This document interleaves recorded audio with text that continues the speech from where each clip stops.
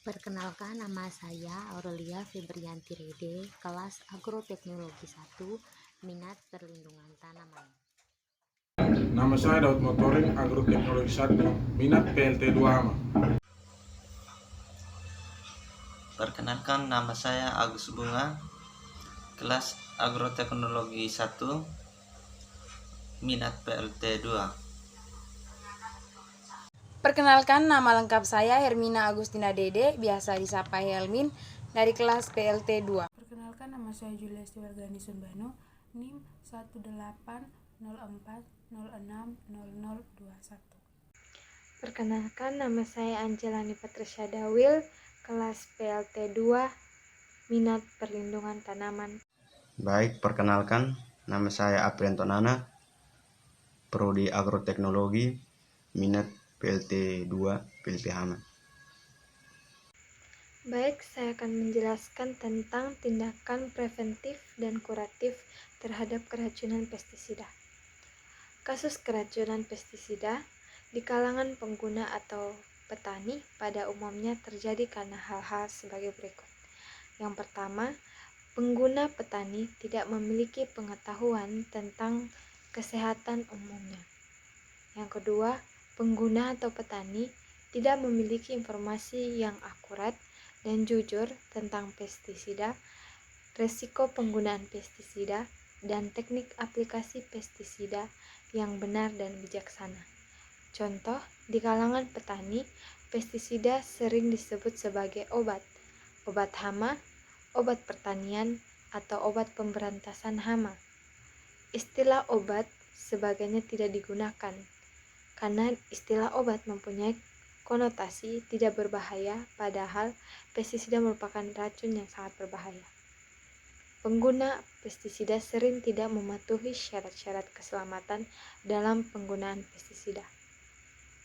Yang kedua, saya akan membahas tentang hal-hal yang perlu dilakukan untuk menekan resiko dan menghindari dampak negatif penggunaan pestisida bagi pengguna atau petani. Yang pertama, peraturan pemerintah. Banyak peraturan yang mengatur pestisida termasuk cara penggunanya serta tindakannya, keselamatan yang diambil, dan bagaimana agar peraturan tersebut lebih disebarluaskan dan dilaksanakan serta ditaati dengan lurus. Yang kedua, pendidikan dan pelatihan pengguna pestisida perlu dibekali dengan informasi yang memadai dan jujur tentang seluk-beluk pestisida dan cara penggunaannya yang legal, benar, dan bijaksana. Yang ketiga, setiap kemasan pestisida atau brosur yang menyertai selalu memuat petunjuk penyalahgunaannya, peringatan bahaya, dan petunjuk serta syarat-syarat keselamatan yang harus dipenuhi oleh pengguna. Terima kasih untuk kesempatan yang diberikan kepada saya untuk melanjutkan slide yang berikut. Di sini saya akan menyampaikan 4 langkah menjamin keselamatan pengguna atau orang lain dan hewan peliharaan di sekitarnya. Yaitu yang pertama, sebelum melakukan penyemprotan, jangan mengizinkan anak-anak untuk berada di sekitar. Jangan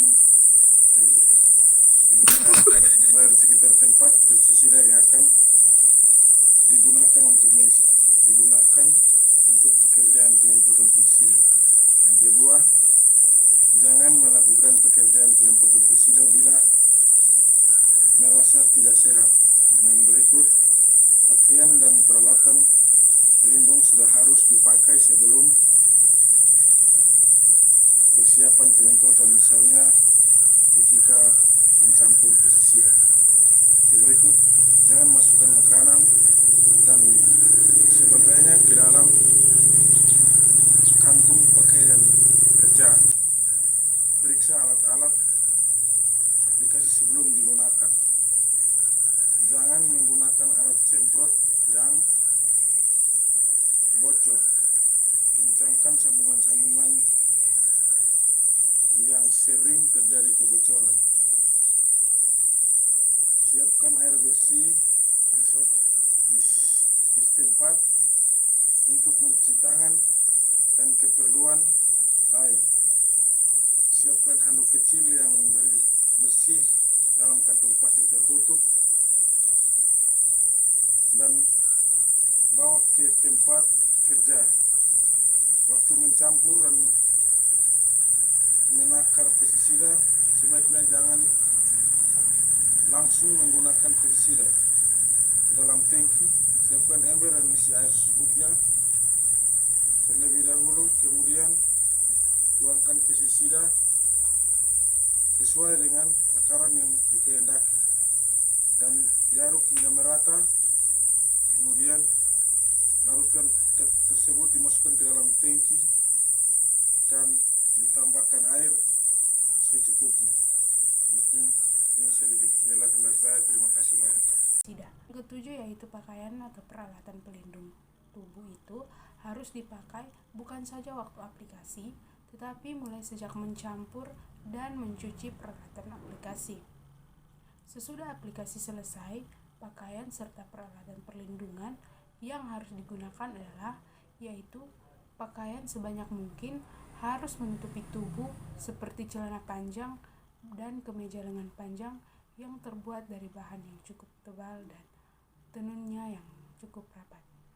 Yang berikut, pakaian kerja juga sebaiknya tidak berkantung karena adanya kantung cenderung digunakan untuk menyimpan benda-benda seperti rokok dan sebagainya. 4 yaitu pestisida sebaiknya disimpan pada tempat khusus dan aman bagi siapa saja, terutama untuk anak-anak. Tempat untuk penyimpanan pestisida harus terkunci dan tidak mudah dijangkau oleh anak-anak bahkan hewan peliharaan. Yang kelima yaitu tempat kerja untuk pencampuran pestisida harus bersih, terang, dan berventilasi baik. 6 yaitu pengguna atau petani harus dalam kondisi yang sehat, kuat, dan perut yang cukup terisi. Anak-anak di bawah umur jangan pernah diizinkan bekerja dengan pestisida karena anak-anak badannya masih sangat lemah dan tidak peduli terhadap risiko pestisida. Yang ketiga, sesudah aplikasi. Yang pertama itu, cuci tangan dengan sabun hingga bersih sesudah pekerjaan selesai. Lalu, segera mandi setelah sampai di rumah dan ganti pakaian kerja menggunakan pakaian sehari-hari. Yang berikutnya, jika tempat jauh dari rumah dan harus mandi di tempat kerja, sediakan pakaian bersih dengan kantong sendiri. Lalu, cuci pakaian kerja terpisah dari cucian lainnya. Sesudah mandi atau setidaknya mencuci tangan dengan sabun. Lalu yang keempat, keselamatan orang lain dan hewan peliharaan.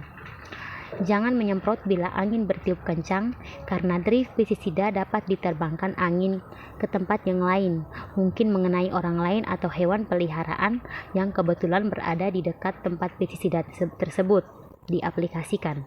Yang berikut, jangan meninggalkan produk pestisida atau alat-alat aplikasi tanpa ada yang menunggu untuk menghindari hal-hal yang tidak diinginkan. Lalu yang berikutnya, kumpul bekas kemasan pestisida sebelum meninggalkan tempat kerja. Lalu yang terakhirnya, beri tanda yang jelas pada kebun yang sudah disemprot agar orang atau hewan ternak tidak masuk ke tempat tersebut. Lalu yang berikutnya, tanda dan gejala keracunan pestisida. Seperti yang kita ketahui, pestisida merupakan senyawa yang beracun bagi organisme lain termasuk manusia. Respon tubuh manusia dapat menimbulkan keracunan, bahkan kematian. Yang kedua, golongan organofosfat. Tanda dan keracunannya, timbulnya gerakan-gerakan otot tertentu, pupil atau celah iris mata menyempit, menyebabkan penglihatan kabur, mata berair, mulut berbusa, dan berair liur banyak, sakit kepala, pusing, keringat banyak, muntah-muntah, kejang, sakit perut, diare, sukar bernafas, otot tak dapat bergerak atau lumpuh, dan pingsan. Mekanismenya masuk ke dalam tubuh melalui kulit, mulut, saluran pencernaan, dan pernafasan. Senyawa beracun tersebut berikatan dengan enzim dalam darah yang berfungsi untuk mengatur kerjanya saraf yaitu enzim kolinoterase. Yang ketiga, golongan karbamat. Tanda dan keracunannya sama seperti dari golongan organofosfat. Mekanismenya sama seperti golongan organofosfat, tapi menghambat enzim kolinoterase lebih singkat karena karbamat cepat terurai di dalam air. Yang keempat, golongan dipridil. Tanda dan keracunannya, keracunan baru akan terjadi setelah 24-72 jam dan bersifat ringan, misalnya sakit perut, mual, muntah, dan diare. Kelima, golongan arsen. Tanda dan keracunannya seperti nyeri perut, muntah dan diare, sakit kepala, pusing, dan banyak mengeluarkan ludah. Mekanismenya, keracunan pestisida karena arsen biasanya melalui kulit, mulut, dan saluran pernafasan. Yang keenam, golongan antikoagulan. Tanda dan keracunannya nyeri punggung, nyeri lambung, usus, muntah-muntah, dan pendarahan pada hidung dan gusi, timbul bintik-bintik merah pada kulit, air seni dan tinja, timbul lebam pada siku, lutut, pantat, serta merusak ginjal. Mekanismenya bekerja menghambat pembekuan darah dan merusak jaringan pembuluh darah. Akibatnya terjadi pendarahan di bagian dalam tubuh. Pertolongan terhadap keracunan. Yang pertama, tindakan yang harus diperlukan terhadap keracunan pestisida adalah tindakan pertolongan pertama. Tindakan ini sangat penting diketahui dan dilakukan karena biasanya penggunaan pestisida atau aplikasi di lapangan jauh dari para medis. Pertolongan darurat atau pertama yang perlu dilakukan sebelum dibawa ke dokter. Menurut Jojo Sumarto menyatakan bahwa ada dua prinsip utama untuk menolong seseorang yang keracunan pestisida. Yang pertama, segera putuskan hubungan dengan produk yang menyebabkan keracunan agar kontaminasi tidak langsung terus. Yang kedua, segera dapatkan pertolongan medis dari dokter. Namun, kasus keracunan umumnya terjadi di kebun atau sawah yang tidak selalu dekat dengan dokter atau puskesmas. Oleh karena itu, penggunaan pestisida harus sungguh hati-hati menggunakan pestisida dan menaati semua persyaratan yang berlaku.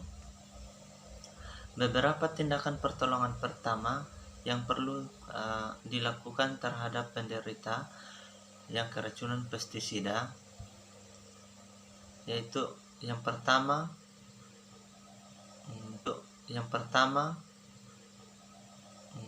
pestisida tertelan. Bila terjadi pestisida tertelan, maka tindakan yang harus diambil adalah cari informasi dari yang bersangkutan atau orang lain bila tidak sadar tentang pestisida apa yang tertelan. Bila tertelan adalah produk yang sangat toksin atau WHO kelas 1A dan 1B, maka harus segera dilakukan pemuntahan untuk merangsang agar muntah. Orang tersebut dikili-kili pangkal. Baik, saya akan mempresentasikan tugas kelompok kami. 2. Kontaminasi pestisida pada kulit. Tindakan darurat bila kulit terkontaminasi pestisida adalah 1. Bila kulit terkontaminasi pestisida, buka pakaian kerja yang terkontaminasi dan segera mandi dengan air dan sabun yang cukup banyak. 2. Keringkan tubuh dengan handuk yang kering dan bersih. 3. Bila tubuh yang terkontaminasi sangat luas oleh produk yang sangat berbahaya, usahakan segera mendapatkan pertolongan pertama dari dokter. Keempat, pakaian kerja yang terkontaminasi berat harus dibakar karena sulit untuk dibersihkan secara tuntas. Kelima, cucilah bagian yang terkontaminasi pestisida dengan sabun sampai bersih, dan bagian yang luka tutuplah dengan kapas steril atau kaca steril. Ketiga, apabila mata terkontaminasi pestisida. Apabila mata terkena pestisida, pada saat mencampur atau menyemprotkan pestisida, cara mengatasinya adalah sebagai berikut. Yang pertama, buka mata dan cuci mata segera dengan air bersih yang mengalir kurang lebih 15 menit. Yang kedua, tutup mata dengan kain atau kain kasar yang bersih. Yang keempat, bila dengan cara tersebut dirasa masih sakit, maka segera berobat ke dokter. Yang berikut, keempat, apabila pestisida yang terhisap lewat pernapasan. Pada saat mencampur atau menyemprot pestisida yang terhisap lewat pernapasan, maka tindakan yang perlu dilakukan adalah: yang pertama, pergilah menjauh dari tempat kerja dan tiduran di tempat yang berudara bersih dan segar. Yang kedua, kendorkan pakaian untuk memudahkan pernapasan. Yang keempat, bila tindakan tersebut belum ampuh, maka segera dilarikan ke puskesmas terdekat. Baik, sekian, terima kasih.